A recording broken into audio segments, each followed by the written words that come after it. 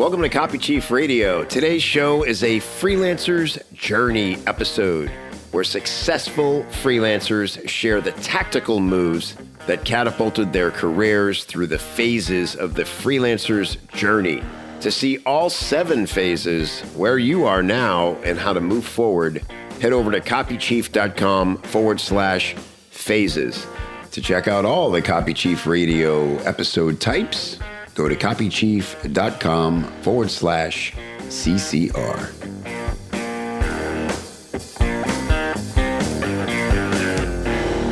Let's talk some freelancer's journey today with my new friend, Karl Hughes of draft.dev. And Karl is a really interesting story, a little different than a lot of the copywriters, we meet and talk to on the show and the freelancers, in that he started from a technical beginning and then found his way more to copywriting, content creation, and those sorts of things. So if you're somebody who's struggled with how to make tech digestible, more interesting, and wondered if there is a viable career in the world of tech, copywriting, and content creation, then you're going to be very inspired by Karl and his journey today. So Karl, thanks for being here, brother.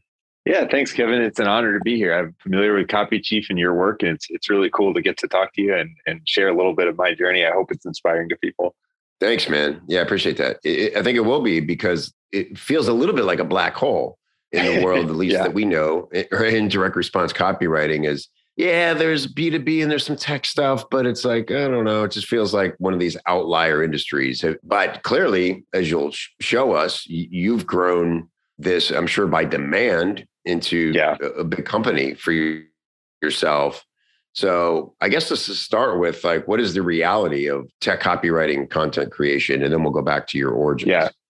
Tech copywriting is a huge field, and it can cover a lot of different things. And I think this is maybe one of those misconceptions is sort of like just how broad it could be. So for example, if you think about it, there's companies that sell all sorts of products, whether physical or digital, to software engineers, to the actual mechanical engineers, like physical engineers building things. And the people who sell those kind of products and services, they need writing. And so it's funny, because those of us who don't work in those industries wouldn't really think about those spaces very much. I worked in businesses like testing power plants when I was in college, and then I've worked in software engineering for the last 10 years. And I don't think I would have realized how much writing goes into reaching those kind of audiences until I got there and started buying services and products. And so there's a ton of opportunity. And it's really, like you said, like it's a matter of rolling up your sleeves and getting into something you may not be an expert in, or partnering up with experts, or figuring out good, like just kind of getting a lay of the land, specializing and all that. But we can kind of get into that as we go. Yeah, no, that's really encouraging. Part of the misconception is we think, they want to keep it technical and they don't want to use stories and they don't want it to be as colorful. Is right? I'm guessing that's not as true. No, these are people. Engineers are people just like you and me, and we're not that different. So my background's in software engineering, and so I can tell you for myself, I still like to buy things based on a story and a compelling use case and hearing what customers say. Yeah, just like any industry, especially B2B industry, these are humans at the other line. What's interesting is I think a lot of typical marketers and copywriters stay away from this audience because it's kind of scary and intimidating. And so what happens is there's this huge gulf of need for copywriters who are willing to get in and write for these technical audiences. And there's a few different ways you can kind of do that, even if you don't have all the tech skills yourself. But again, we can get into the nitty gritty as we go. So let's go back to where it started for you and what you were doing and how you started to see this need for more content. Yeah.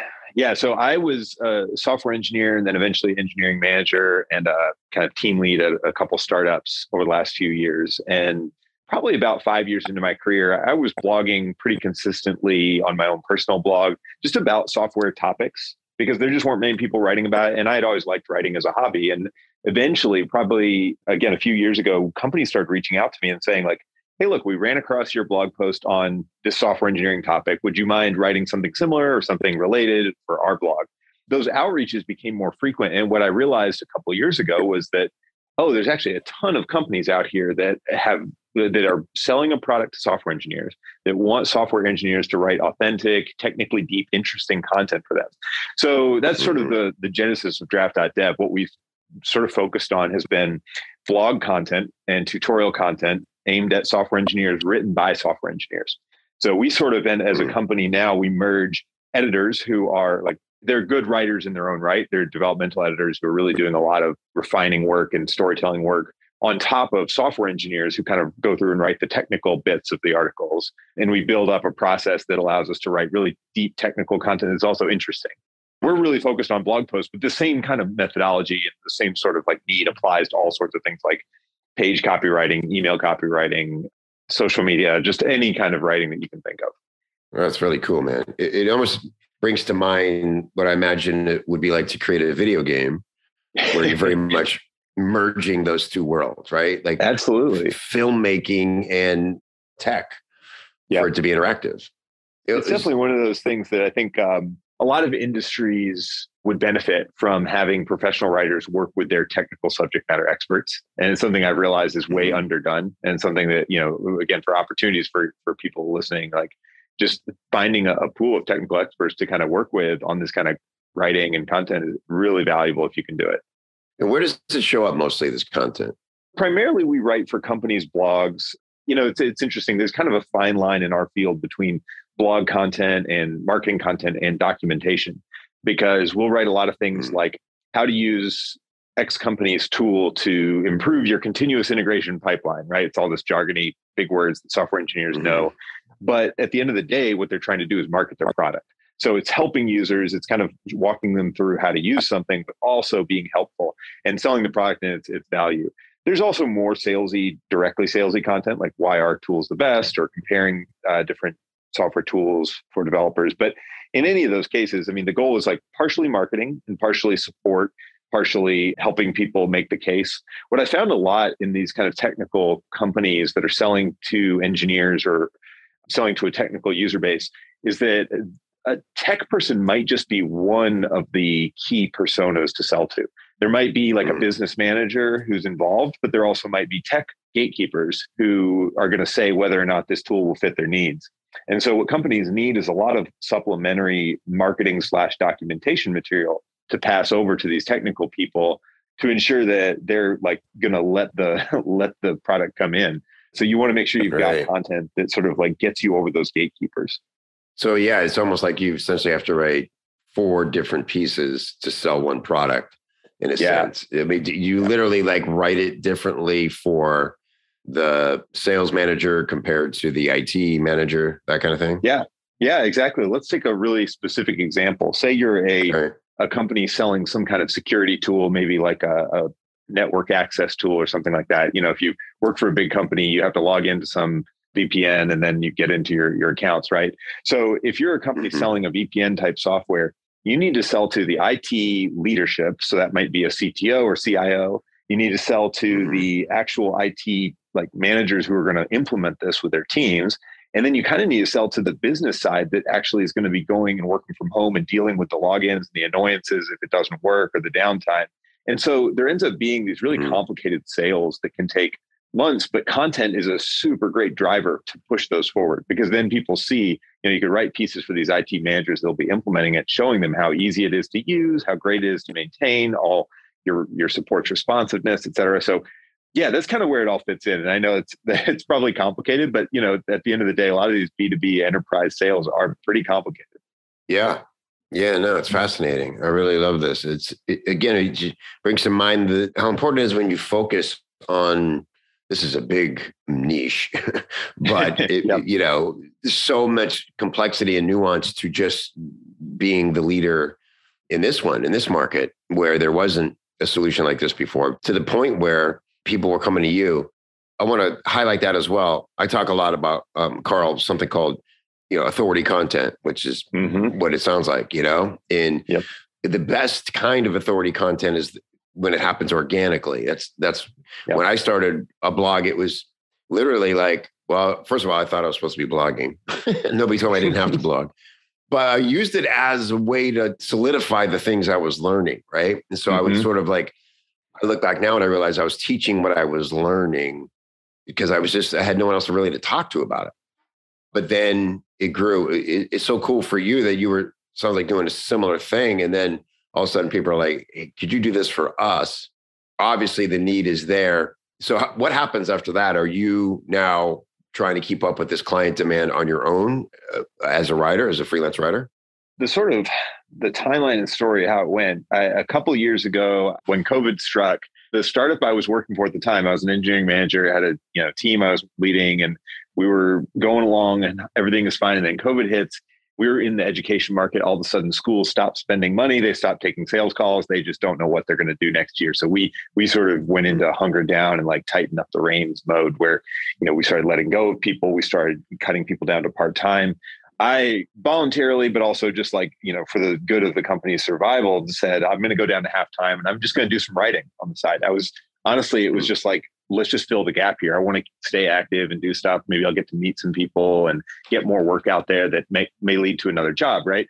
Well, like 3 months into this, like part-time and writing, I started to get way more demand from new clients and referrals than I could handle my own. So I went full-time on the writing.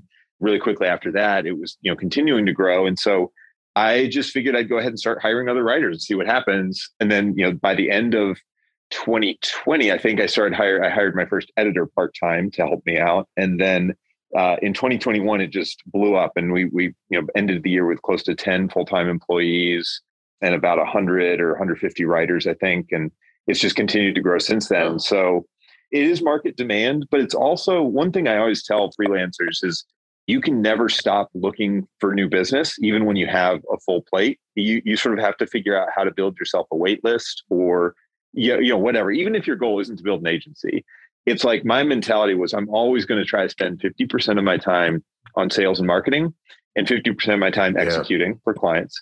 And if I do that, I know I'll always have a full backlog. And that's like to me, that was like having a savings account, having a bank of work that I could draw from whenever I was ready for more.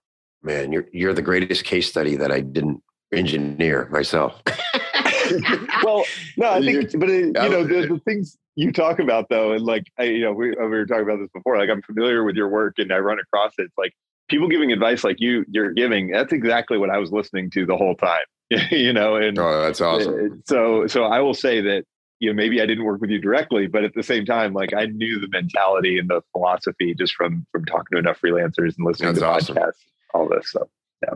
Well, kudos to you, man, for executing on it, right? And hearing something that made sense to you and going out and doing it. It's also a little rare sometimes, but I love what you said about, have this thing I call the freelancing profit pie, where I actually break it down into 50, 25, 25, ideally. Mm-hmm. But of course it flexes and moves as you grow through your career. That's the whole point is like, can you sitting and doing the work that actually gets you paid, if you can make 100% of your needed income with 50% of your time and energy, that's how you can grow a business as a one-person shop, because you need to have two other areas where you're putting time and energy to make it work. And so you did that. And then it's so cool because, a lot of times that is sort of the thing we face in like phase, 4 or 5 of the freelancer's journey is, how do I scale now? I have a couple of obvious options. One is I start creating courses and things, and I write, IP that can create recurring revenue, or I start an agency. For me, I still to this day, I'm frustrated that I don't have an agency, but I'm more scared of what it would be like to have an agency. Right? Because it's the same problem. It's like, how did it not swallow you alive to have all these clients all of a sudden? Well, I agree with what you're saying. And I think one thing that's really important whenever you step into entrepreneurship is knowing yourself and why you're doing what you're doing and what you like to do. So for me personally, I really love managing people, to be honest. Like when I worked at startups and managed engineering teams, the most rewarding days for me were when I got to see a new engineer kind of grow in their career. And so for me, that was a really big priority. So I kind of knew from, as soon as I was starting writing, I liked the writing too, but I was ready to hire people. Now, on the other hand, I've got friends who, like with yourself, like they would hate to manage 20 people. It's like it would kill them. They would hate their job every day. And like, we don't go out to start a business to go do something we hate, right? Like if you want to go do something you hate, go work at a big corporate. So anyway, I think I think you just have to know yourself and be honest about that, like where your head's at and what kind of company you want to write and build.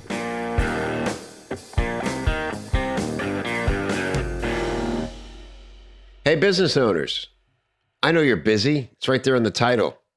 And I know you also want to find a great copywriter without jumping through a bunch of hoops because, you're busy. And hiring the perfect copywriter who understands you, your audience, and can nail your voice is more important right now than ever. And look, I can tell you, after sitting on both sides of the table as a freelancer and a business owner, I know that hiring a good copywriter is tough. That's why we've launched our new Here to Hire membership in Copy Chief. It's a special limited membership that gives you the one thing you want, access to the perfect fit copywriters for your business. So if you're hesitant to hire a copywriter because you've been burned in the past, rest assured, Copy Chief copywriters are a different breed. They're widely regarded as the go-to pros to deliver quality work on time and drama-free. We have writers of all price and experience levels who specialize in your niche. Don't take my word for it. Check out all the details and hear what other Here to Hire clients are saying at copychief.com/hire.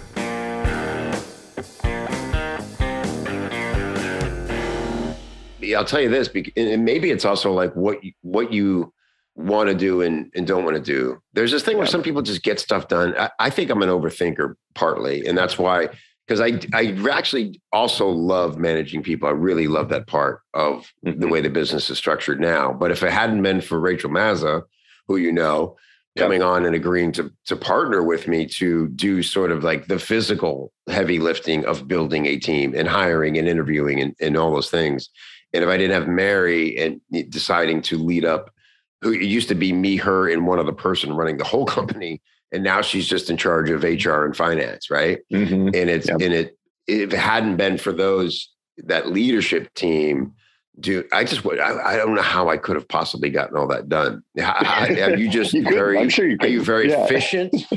Well, no. So did you make some key hires? Yeah. Okay, I mean, So there's no. Okay. I think what you're saying is absolutely right, Kevin. Like, you can't do it alone. And one thing I realized a few things, just from working with small companies, because I had been the first employee twice in my career already. So that was a really helpful learning experience, like seeing a company go from basically one employee, me, to like 30 or so people was super helpful. Just getting them that mindset of like when to hire specialists for things, when to hire generalists. So yeah, key employees, absolutely critical. The woman I hired as our first editor, and she's now our director of operations, she was a freelance editor for many years. She had actually edited articles I had worked on in the past, so I knew her well, and I knew she was a stand-up person. And when I had some need and she had some availability, it was like, I can't wait to hire this person. And so we started part-time, but she immediately took to it and loved it. We liked working together. We're both very independent people who know our strengths. And so she kind of has taken on a bigger and bigger role. And I've kind of moved over I kind of ended up shifting over to the sales and marketing side, and she's shifted into the operational, editing and workflow and everything side. And so, yeah, absolutely. That key hire, like a first person in there to help me lead and recruit writers and manage the day-to-day operations, was critical. And that's something that's a big, and this is kind of next level stuff. Once you're past the freelancer point and you've started hiring, you have to think about hiring managers. And that is really hard. I'm still struggling with this. I think we've done a good job hiring a few good ones, but I feel like there's a few where I've put somebody in that spot and it was not the right fit, and we've had to back off that. But it's a learning experience. Yeah. I figured out that you feel like you might not want something, but you find yourself continuing to move towards it. And then you just learn what you need to learn when you need to learn it. Exactly. The kind of what entrepreneurship is, there's no way that Elon Musk or Mark Zuckerberg ever in their life thought they'd wake up and have to make the kind of decisions they do now. No.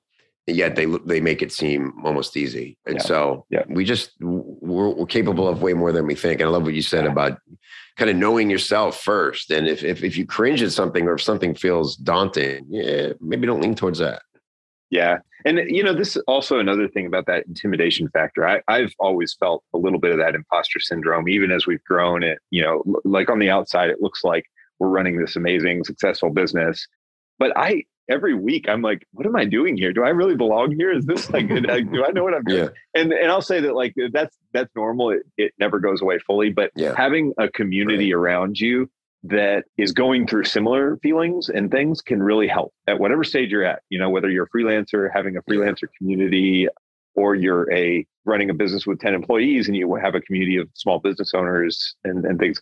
So community. And then I've also been a big fan of having a coach as well for my business. And I know, this is something that I'm sure you're advocate of as well, just because that one-on-one, having someone to hold you accountable has always been super helpful for me. But anyway, just little side things I think that have helped along the way. For sure. It's critical. I think, it seems, there's so many available great coaches, I mean, when I come across a great coach or somebody who's leading a community, it always strikes me that, they don't have to do this. Right. Like they could just choose to not ever repeat a word of what they learned. Yeah. I always feel like so privileged. I'm like, I can pay this person a reasonable sum of money to tell me everything they know and make it specific to me and my wackadoo insecurities or whatever, and help me get over that and build the thing. It's incredible. Like, not to get all weird, but it's like, there really is no excuse. I mean, if you really want to make it happen, you can get people to help you, mentor you. If you're showing momentum and if you're waking up and trying and you have something of a vision that people can believe in, it's amazing how much people will help you even before you can afford to pay them. Right. Yeah. Yeah. And if you can't afford to pay them, this is like my most common advice to freelancers is just keep raising those rates till you get to a point where, like you kind of pointed this out earlier, where you can get to only fulfilling client work half the time or less, and if you can't get to that, then you maybe need to rethink about your niche that you're in, if it's like literally impossible, or rethink about your living expenses. Like, are you living in a city where this is realistic? I live in Chicago. It's a relatively expensive big city. And, I'm fortunate my wife works, and so that helps supplement. But like, even from the early on, I was like, I can't go into a niche like writing for artists or something. It's just there's not enough money, financial viability there. Whereas tech and the software world, like, it's super specialized. Therefore, there's a lot fewer people, and therefore the rates tend to be higher. So, just thinking about that as you sort of build your business is really important to me, because if you can't fundamentally make the economics work, then, it's not realistic. Yeah, that's a really good point. Really good point. Yeah, make sure your realities align. Yeah, you can't force something into reality. It sort of goes back to the Gary Halbert starving crowd thing. It's like, or the Gene Schwartz always said, you cannot manifest desire. You can only serve it. Right. It feels like, do you have competitors, or is there a big dog out there that you're kind of gunning for? Where do you live in this interesting? This interesting little niche. As far as like direct competitors, we do have, there's at least 20 or 30 companies I know that do roughly the same kind of thing we do. Only about 4 or 5 of them are the size we are, or slightly bigger. I mean, it's good to have competitors, right? You don't want to go into a space that has absolutely zero competition. But what's interesting, as I've learned more about this market, is that it's the developer tools market is what it's kind of called. It's a $50 billion market with only a few small players in this content production and marketing kind of world. And it's growing 20% a year. And it's fueled largely by venture capital investment and the huge tech companies sort of investing in using a lot of these tools. So anyway, the point being, like, it's not just that it's a underserved market, but it's also a growing underserved market. And kind of, again, going back to finding like a market that is realistic and can help sustain a big business, like, you kind of have to find these sort of vacuums like this, where there's just so much demand and growth that it's going to be relatively easy to just put a stake out, brand yourself well, and then do good work, and you get referrals. So I mean, 70% of our business is probably referrals right now. And that just means we're doing good work for clients in a very narrow niche, and they talk about us to other clients. That to me is like that's a really good sign, because it keeps our cost of acquisition very low. It helps us just grow organically in a way that doesn't mean we have to outbound reaching out to people much, or the really hard, expensive work of advertising or whatever. So anyway, kind of all over the place. But that's what I found about this particular market. No. There's absolutely still room for other people, though. I mean, one thing I always tell, I'm not, I don't know, like you, I'm not afraid of competition. I think it's good to, for more people to be in this field and sort of carving out their own niches. I always am getting asked by clients, do you know anybody who does like landing page copy for this niche? And I haven't found many people. So if you do, reach out. I'd love to throw you some more business. Yeah, that's great. I mean, again, that's where people go, why don't you just create that part of your business? Well, it's not that easy. Well, like I'm kind of busy. Right. What gets tricky about it, we've tried it. We've actually added on a couple services since we started. But what's tricky is part of why we've scaled up so well has been we're really strict about what we do and don't do. And we have very set processes for things. And so when you become a very specialized agency, you have to trade off. You can't say yes to everybody and do everything. And if you do that, you'll dilute your core thing, your core product or your core offering. So I've been really intentional about trying to stick with a narrow offering for the beginning here. We're only 2 years in, so maybe in another 2 years, we'll start adding more complementary services like that. But yeah, it's a tricky balance to strike. And I think that's another thing that freelancers sort of fall into is accidentally saying yes to all these random variety of interesting projects. And that's the whole discussion, bro. Yeah. It is, well, it's very understandable, right? Because like our only job to prove that this can be a thing is to get yeses. And so we get addicted to yes, understandably. But I really do think the hardest thing is to start loving no and feeling good about no, especially when you've got some really loyal clients who are there at the beginning and they're like, oh, I need you. Don't leave me. I'll never find anyone like you. But you're like, well, yeah, you will. And I'll do my best to help you find somebody like that. But I got to go, man, I'm growing. Right. This is great, Karl. Like, really enjoyed this conversation. One last question seems obvious to me, but it sounds like, you got, real humans here writing great content, but you're in the dev space. Have you toyed with or looked into AI taking over some parts of the process here? Do you see that as a way to scale? Yeah. Oh man, it's so interesting. I keep going back and forth on this. I love playing around with AI writing tools. Where they're at today, I could see them being somewhat useful for ideation and maybe a little bit of like very general purpose, high level writing of simple things or things that are very formulaic. The problem with what we do is it's so technically specific. So kind of putting on my like engineer's hat, the way these AI writers work is they've read, quote unquote, millions and millions and millions of pages of content online, right? There's like an unbelievable amount of content. They've started to draw some conclusions about the way people write about topics. And then they've even started to extract like a library of facts, quote unquote, that they know. Now, the problem with it is that we're in this space that is changing super quickly. So we're talking about tools that have only been around for months or a couple of years. So there's very little written on them, very little in the way of facts for the AI to build on. So what happens is we've tried, playing around with this, like the AI writer will come up with a list of things that are all out of date or incorrect now. And so a real writer ends up having to come through and fix a lot of issues. So I'm excited about the potential of it. I think what would be cool if we get to a point where it can be like AI assisted writing is kind of the norm for all writing. Like maybe, as writers, we figure out a way to, as we're writing, have the AI kind of suggesting things, or maybe it's like helping refine ideas for us. And then we get to work along with it. I don't see it replacing really good copywriters, especially in unique fields or very specific niches. But I absolutely see it helping us in the future. And I think it'll get there. What do you think? How do you feel back? Because too. Yeah, very similar. And I started out, of course, just like, you're the enemy. And just the mere concept of it is such an insult, But now I'm like, as it evolves, I bought Jarvis to play with it and things like that. And I'm like, all right, it's definitely not stealing any jobs tomorrow. But like you said, I do know people who use it to, for instance, it can be very good at coming up with names of podcast titles or article headlines, things like that are known to get a reaction or do well with searchability and things like that. So like you said, I think that's a good way to say it, like an assist to, but you just need that lucid, plugged in, flexible brain doing the work. applying, human logic and making those decisions. So I think it's a ways off, but I think you said the most important thing that I feel about it, which is, yeah, you know what? If someone put this so great the other day, we were talking about it, and they said, if you feel like your job as a writer is to fill a Google Doc, then your days are numbered. Yeah, that is a really good way to put it. Yeah, right.